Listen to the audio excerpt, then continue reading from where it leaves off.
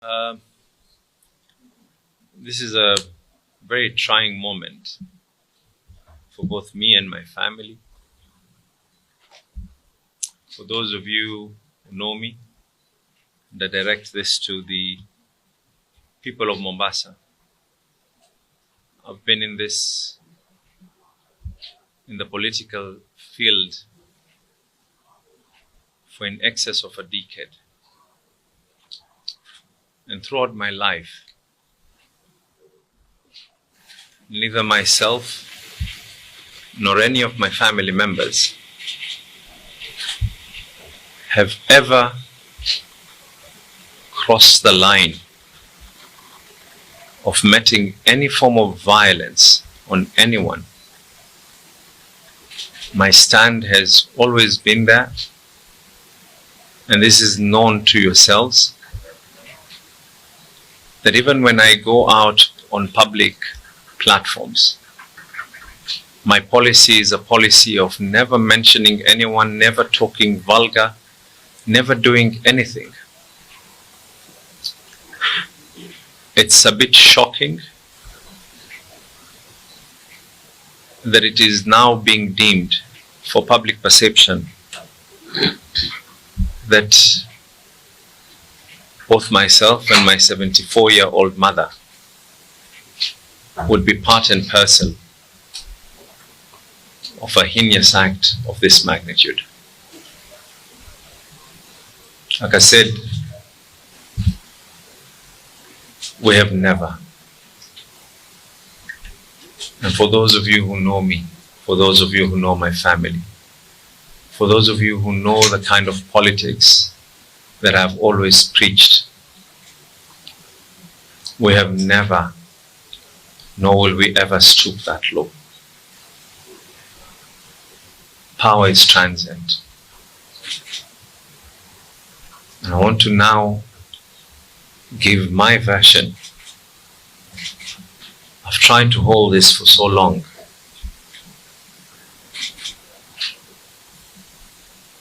Probably about a couple of weeks before the unfortunate incident that is said to have been done on this young man.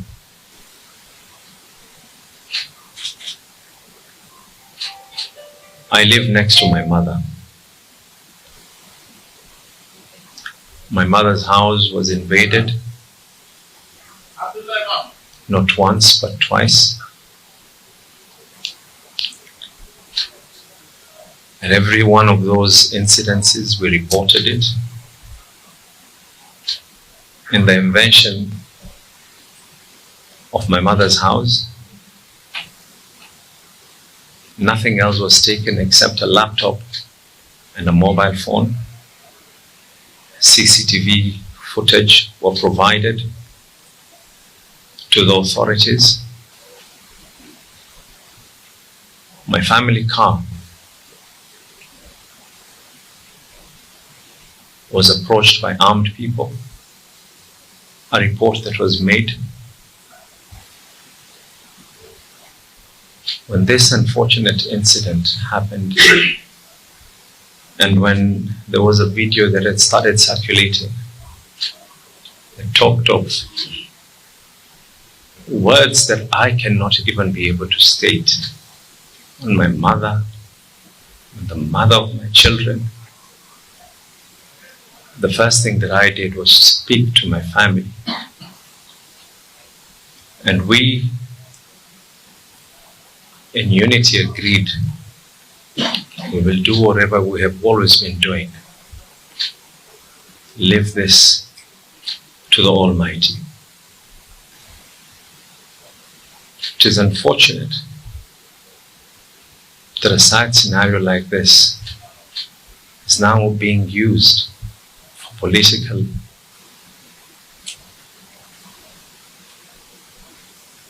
I'm more than willing to state this to the authorities.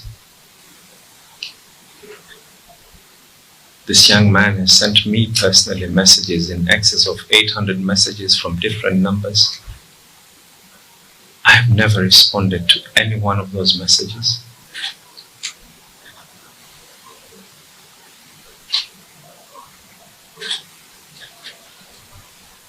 the doctor in charge at Coast General Hospital received a call from a senior politician threatening him. And I only knew that this young man was not even in the hospital when the doctor actually called me to tell me that this young man is not even here, and we're receiving calls of being threatened, trying to be told and coerced into writing things.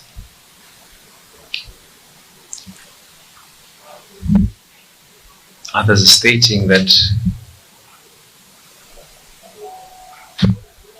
I wish not to be able to go to the DCI. If there's anyone who wants to clear the name in this matter, it is none other than myself.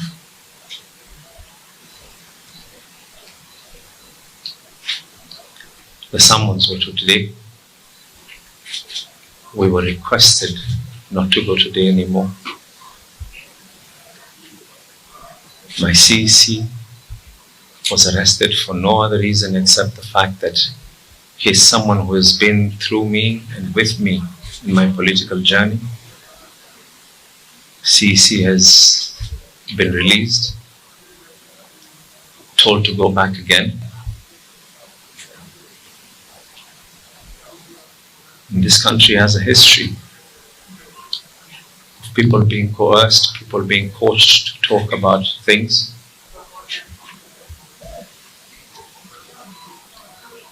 The president himself had witnesses being coached when he was at The Hague.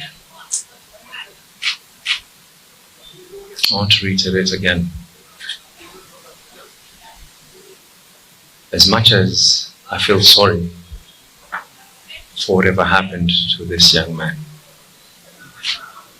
the spirit of my family,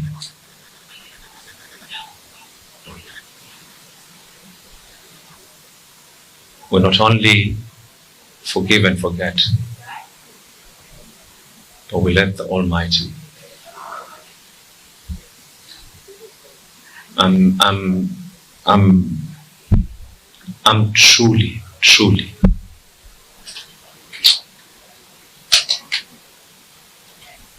I hurt not for any other reason, but my mother being dragged, being abused, and then now being accused together with her son, just because she gave birth to me.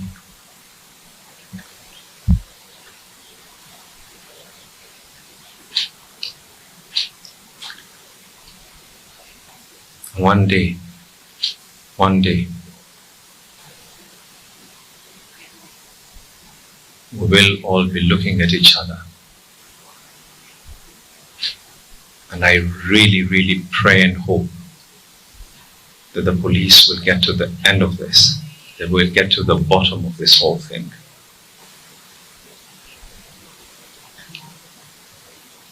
And for those who probably don't know me, probably don't know what my values are, I have passed through worse. I have been abused. People have tried to physically harm me, my family, but we ever maintained our cool. It isn't who we are.